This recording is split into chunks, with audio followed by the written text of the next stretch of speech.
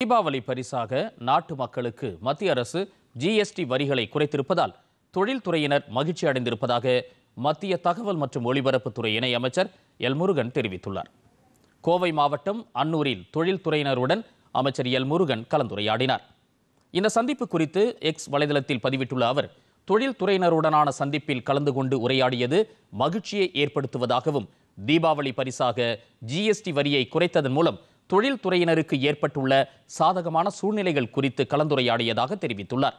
தொழில்துறையினருக்கு மத்திய அரசு பக்கபலமாக திகழும் என்பதை வெளிப்படுத்தும் விதத்தில் இந்த கலந்துரையாடல் இருந்ததாகவும் அவர் குறிப்பிட்டுள்ளார்.